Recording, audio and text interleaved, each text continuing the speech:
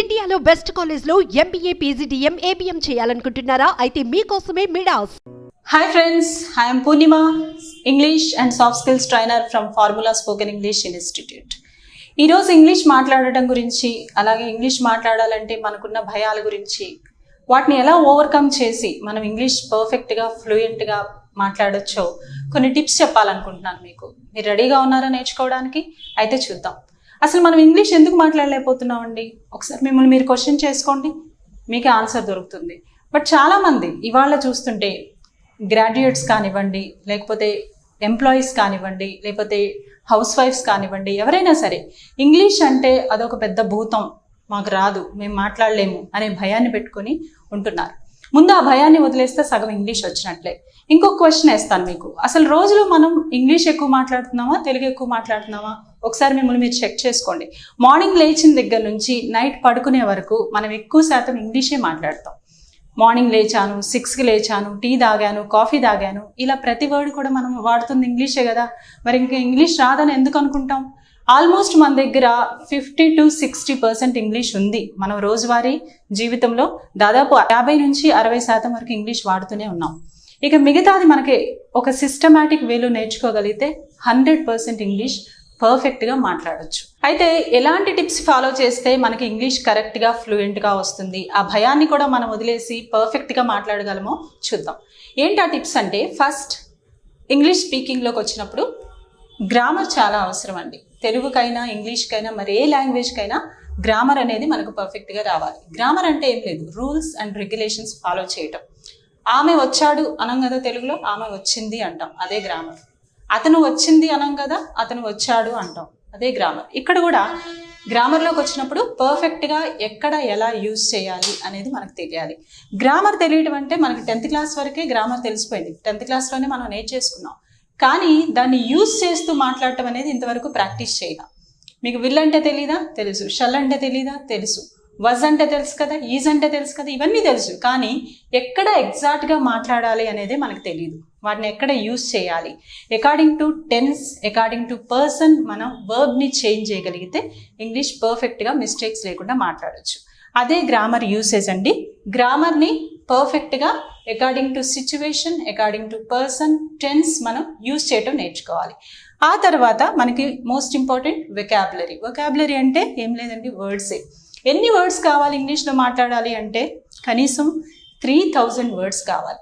Already మన దగ్గర 2000 words ఉన్నాయి.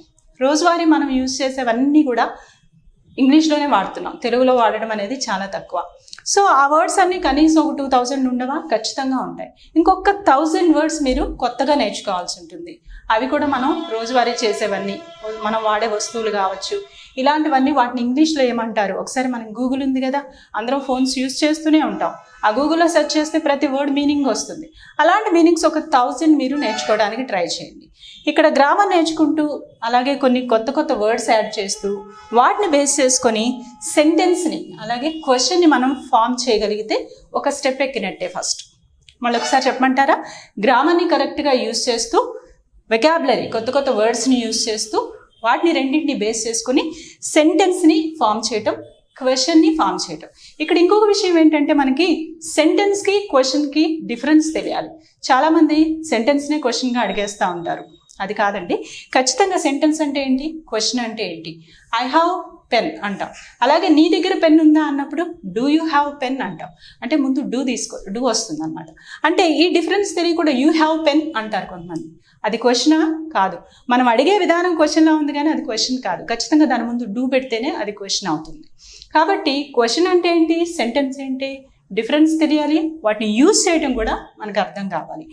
ఈ స్టెప్స్ ఫాలో చేస్తూ సిస్టమాటిక్గా మనం ప్రాక్టీస్ చేయగలిగితే, సిస్టమాటిక్ ప్రాక్టీస్ అంటే ఏంటో తెలుసా? మళ్ళీ క్వశ్చన్ని క్వశ్చన్లా ఆడటం, ఆన్సర్ని ఆన్సర్లా చెప్పడం, ఇది సిస్టమాటిక్ ప్రాక్టీస్ అంటారు.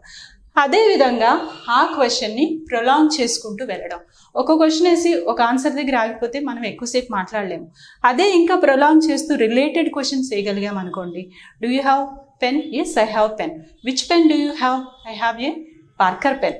అంటే ఇలా 1 by 1 క్వశ్చన్స్ మనం ప్రొలాంగ్ చేసుకుంటూ దాన్ని ముందుకు తీసుకెళ్ళగలిగితే అదే కాన్వర్సేషన్ అవుతుంది. ఈ స్టెప్స్ మనం సింపుల్గా ఫాలో చేస్తూ మన ఎదుటి ఎవరైతే ఉన్నారో వాళ్ళతో మాట్లాడటం, ప్రాక్టీస్ చేయటం ఇంట్లోనే మొదలైంది. ఈజీగా ఇంగ్లీష్ వస్తుంది. కాన్వర్జేషన్ ఎలా చేయాలి అనుకుంటున్నారా? మాట్లాడాలి అంటే ఒక క్వశ్చన్ ఒక ఆన్సర్తో సరిపోదు, దాన్ని మనం ప్రొలాంగ్ చేయటం తెలియాలి. తెలుగులో చూడండి, ఎక్కడికి వెళ్ళావు, ఎప్పుడు వెళ్ళావు, ఎందుకు వెళ్ళావు, ఎవరితో వెళ్ళావు, ఇన్ని క్వశ్చన్స్ వేస్తాం. నిన్న నేను సినిమాకి వెళ్ళాను అని ఎవరన్నా అంటే, అవునా, ఏ సినిమాకి వెళ్ళావు, ఎవరితో కలిసి వెళ్ళావు, ఏ థియేటర్కి వెళ్ళావు, సినిమా ఎలా ఉంది, ఇన్ని క్వశ్చన్స్ వేయకుండా ఉండం కదా మనం. అలాగే ఇంగ్లీష్లో కూడా ట్రై చేయండి. చూద్దామా కాన్వర్జేషన్ ఎలా చేయాలో, లేకపోతే క్వశ్చన్స్ అండ్ ఆన్సర్స్ ఎలా ప్రొలాంగ్ చేసుకోవాలో చూద్దాం. హ్యావ్ అనేది మీకు తెలుసు కదా, హ్యావ్ అంటే ఏంటండి? కలిగి ఉండడం. ఒక చిన్న కాన్వర్జేషన్ హ్యావ్ మీద. ఒకవేళ మీరు ఎవరికన్నా నీకు కారు ఉందా అని అడగాలంటే, ఇవాళ జనరల్ క్వశ్చన్ కదా, నీకు మొబైల్ ఉందా, నీకు కారు ఉందా, నీకు బైక్ ఉందా, ఇలా అడుగుతూ ఉంటాం. So do you have car, do అనేది ముందుకు వస్తే క్వశ్చన్ అయిపోయింది. ఇదే డూ తీసేస్తే యూ హ్యావ్ కార్ అంటే నీకు కారు ఉంది అని మనం చెప్పినట్టు. ఇది స్టేట్మెంట్ అవుతుంది, మనమే చెప్తున్నాం నీకు కారు ఉంది. అదే దాని ముందు డూ పెడితే ఏమైందండి? క్వశ్చన్ అయిపోయింది. Do you have car? Yes. Car ఏం ఆన్సర్ వస్తుంది ఇక్కడ? Yes, I have a car. Next question ఏమడుగుతాం? జనరల్గా తెలుగులో అయితే ఏమడుగుతాం? ఏ కార్ ఉంది నీకు అంటాం కదా. అలాగే which car do you have, ఏం యాడ్ చేస్తున్నాం?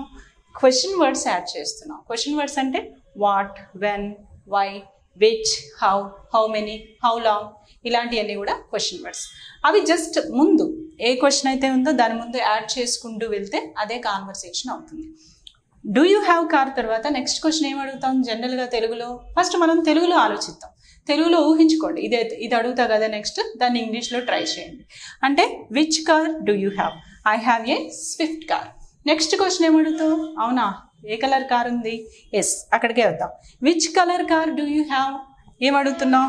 ఐ హ్యావ్ ఏ, ఆన్సర్ ఏమని చెప్తాం? I have a red colour car లేదా I have a black colour car. Next ఎన్ని కార్లు ఉన్నాయి నీకు? అదొకటేనా, ఇంకా ఎక్కువ ఉన్నాయా? సో అడగొచ్చు కదా ఆ క్వశ్చన్ కూడా. So how many cars do you have? ఎన్ని కార్లు ఉన్నాయి? ఒకటే ఉంది. I have only one car. అయితే నీకు బైక్ లేదా? తెలుగులో ఇలా అడుగుతాం కదా. ఇంగ్లీష్లో ఏం అడగాలి? డూ బదులు క్వశ్చన్లోనే నెగిటివ్ తీసుకొచ్చి don't you have bike? I don't have bike లేదా ఐ హ్యావ్ బైక్ ఆల్సో. ఇదే కాన్వర్జేషన్. దీన్ని ఇంకా ప్రొలాంగ్ చేసుకోవచ్చు కదా, నీకు ఇంకా బైక్ ఎందుకు లేదు, why don't you have bike. So ఇలా మనం వన్ క్వశ్చన్ తర్వాత ఇంకొక క్వశ్చన్ని ప్రొలాంగ్ చేసుకుంటూ వెళ్ళగలిగితే కాన్వర్జేషన్ ఈజీ అవుతుంది. ఈరోజు మీరు ఇంట్లో ఎవరితో ఉన్నారో వాళ్ళతో ఒకసారి ఇదే కాన్వర్జేషన్ ట్రై చేయండి. ఇంకా కొన్ని కొత్తగా క్వశ్చన్స్ యాడ్ చేస్తూ కొత్తగా ఆన్సర్స్ చేస్తూ చేయగలుగుతారు.